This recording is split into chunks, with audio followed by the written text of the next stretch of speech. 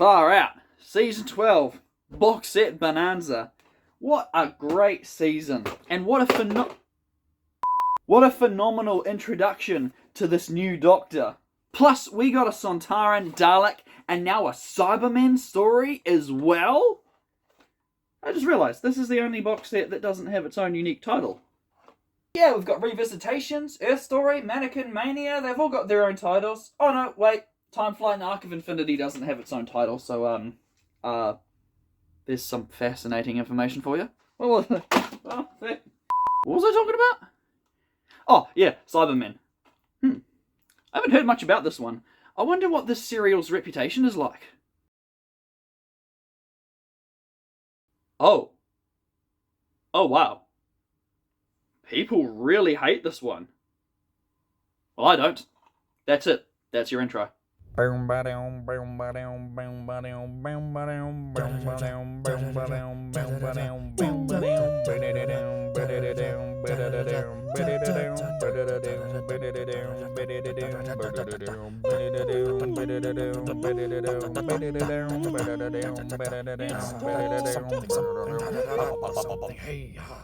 Revenge of the Cybermen is the final serial from Season 12, a 4-part story from 1975, and is the first appearance of my beloved Cybermen since way back in Season 6's The Invasion with Patrick Troughton, aside from a very brief blink and you'll miss it cameo on a monitor in the background of Carnival of Monsters.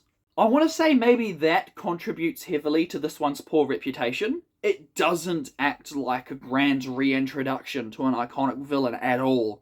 Honestly, the worst I could say is it's just another serial. Nothing too special about it. I'll admit, I did get the feeling that it was a pretty nothing story quite early on, but I'm getting a bit ahead of myself now. To start things off, I was 100% right about that phony cliffhanger from the end of Genesis of the Daleks with the trio spinning around in space. Turns out that literally was just them getting transported back to the Ark in space. Oh, my ankle! Heard that on camera. Although, that's where the first complications arise. For whatever reason, the time bracelet that was given to the Doctor by the Time Lord at the beginning of Genesis of the Daleks randomly brought them back to the Ark, but thousands of years before the events of the Ark in space, so the TARDIS isn't there? Don't even get me started on the behaviour of the TARDIS in this story. Given the fact that they were already hundreds of thousands of years in the future, I don't at all understand the point of sending them back, but just a few thousand years before that point. So like, 1975, 100,000 years in the future with the Ark in space, and then Revenge of the Cybermen. There was no reason to disguise the fact that it was a reused set, because it's established in the story that it is the same space station. So there's no reason that Revenge of the Cybermen couldn't have taken place, you know, just after the rest of the events of Season 12. Oh well. How does the story begin? Oh! What the heck was that? Well, rather than build up to any sort of big reveal, the characters are already candidly talking about the inbound Cybermen. So at least you avoid the problem I mentioned in the previous review, where featured character or monster reveals aren't spoiled by the title of the episodes they appear in. And oh my goodness, what have they done to my precious Cybermats? They're no longer cute little buggers with sharp teeth, just bland, featureless nothings. I think it's supposed to look like a snake, but it's just a floppy silver thing. That's so lame. But as for my boys, the Cybermen, oh, you know I love the Cybermen. It's a wonder that this box set contains the only 2 Cybermen stories I haven't seen. The Cybermen look as cool as ever, sticking with their redesign from the Invasion, but introducing the black headgear to signify their leader. I'm not sure if it counts as the Cyber Controller, but there's definitely some kind of hierarchy going on. Although I must say, the voice could be a little bit deeper and use a bit more distortion effects to sound more convincing. As is, it's pretty plain. Also, this time around, their choice of weapon is shooting from their headgear. They can kill and stun people. Just... Pew. So random. Nowhere near as random as the Force Lightning from the 60s era. Don't let me forget that. Oh, right, I forgot about the plot. The Ark has had a supposed virus outbreak that has killed off all but 3 crew members and one totally not generic bad guy. He's the bad guy. There's a big asteroid that's supposed to be uninhabited, but isn't, and there's Cybermen on their way in their own vessel. I'll admit, it is not very clear at all what the relationship is between the human traitor, the aliens on the asteroid, and the Cybermen. This made me really hard to get invested to begin with, because you really have no idea what's going on in the bigger picture. Or on a rewatch, if you remember that eventual revelation, it might be better, but like, for a first time viewing, it's like, I'm just waiting for stuff to make sense. But I think it works well enough as a bit of schlocky fun with enough action to keep your brain whirring for a little bit longer. If anything, it was the external factors that helped to keep me engaged. Things like the incredible set design and the real-world filming locations. I know I repeat myself a lot when I talk about these things, but yeah, this set game has stepped so far up since the campy days of the 60s. Now we're in the campy 70s. But it looks a little bit more convincing. One of my regular commenters mentioned that they reused the same set from the Ark in Space as a way to save on budget. So, in my head, I pictured this being an entire story that was set on the Ark in Space again. But instead, we get this majestic, impressive civilization of gold. Like, it looks incredible. And we're talking like gold. Real gold, right? Like, $25 gold Ninja Turtles ingot. It's so shiny. Yeah, gold Ninja Turtles. Why do I own this? But yeah, the inside of this asteroid is inhabited by a race of people that live pretty much in like an alien equivalent of El Dorado. But also the caves. It blows my mind that they managed to fit not only the entire cast and camera crew inside these cramped caves, but also like a working motor vehicle that they use in the story. I can just imagine them sitting on this little wagon going along, meep meep, in the caves. It must have been a nightmare to film on location. Like, just thinking about the temperature rising and lowering and the mud and the dirt and just, oh. But it pays off. Nevertheless, I could tell while watching it that this was almost certainly going to be one of those serials that I enjoy it while I'm watching it, and I'll make the review, and I'll talk about the things I liked, but then I very rarely think about it afterwards, and almost never get the urge to rewatch it. Kind of like most Marvel movies. Like, I haven't rewatched anything since the last Spider-Man. Now, to distract you from thinking about Marvel, here's an out-of-context clip of me watching the serial for the first time. Why are they sitting in the hear no evil, see no evil, speak no evil position? Was that intentional? I assume people still know about the 3 monkeys, like the see no evil, speak no evil.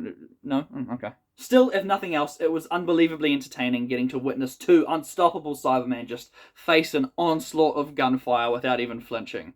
Obviously, the effects aren't very great, but if you use your imagination, it becomes a lot more impressive. And what turns out to be the Cybermen's plan all along isn't actually a terrible plan. Turns out, at this point in the Cybermen timeline, they have lost the Cyber Wars, which is a thing that's kind of been, like, alluded to, but never, like, gone in-depth, because the whole Cybermen chronological timeline's never been as in-depth as, like, the Daleks one has. Like, there's no genesis of the Cybermen, but basically there was this Cyber War, and they lost to the people of Earth at some point in the distant future because the Earthlings figured out that gold was super effective against Cybermen. Well, it beats Polly defeating a Cyberman with a spray bottle.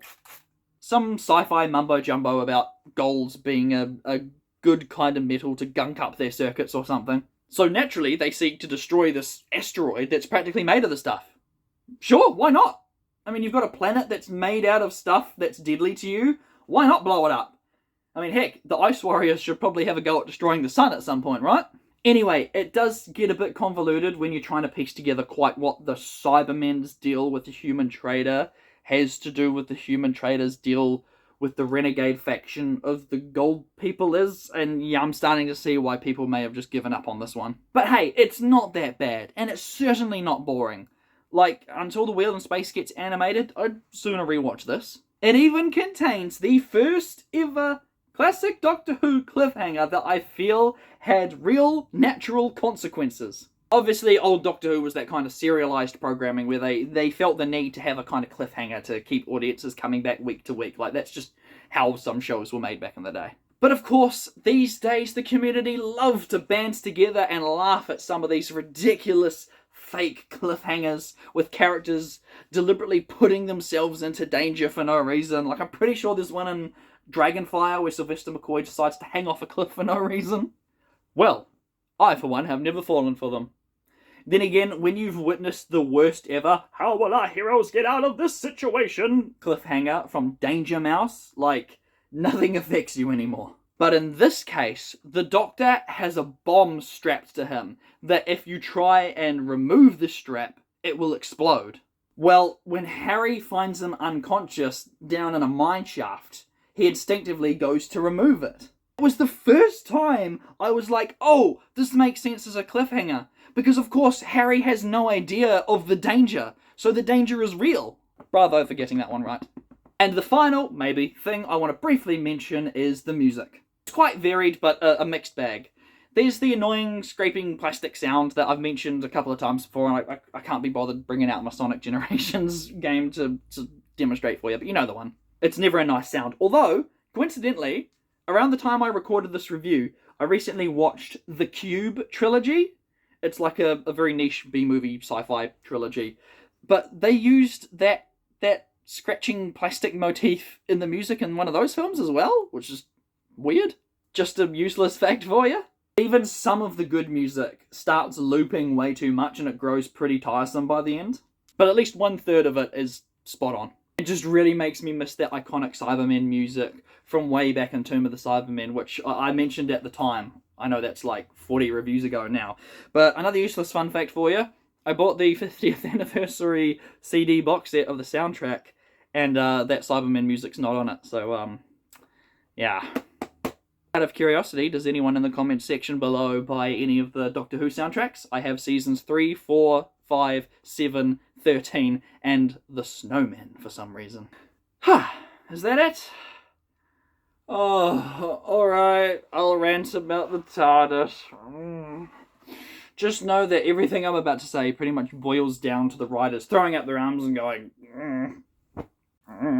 Okay, so, they left the TARDIS 100,000 years in the future at the end of the events of the Ark in Space when they went to see the Sontaran, which takes place on Earth, but in the same time frame. However, at the end of the genesis of the Daleks, they wind up going back to the Ark, but a couple of thousand years before the Ark in Space. So I guess the Ark in Space is 100,000 years in the future, and Revenge of the Cybermen is 95,000 years in the future. The Doctor's throwaway explanation about how the TARDIS is sliding back in time to meet us, despite being completely nonsensical, whatever, I can buy it. But in the events of the climax of Revenge of the Cybermen, they essentially have to pilot and zoom the Ark away from where it was, yet the TARDIS still manages to rematerialize exactly where they left it.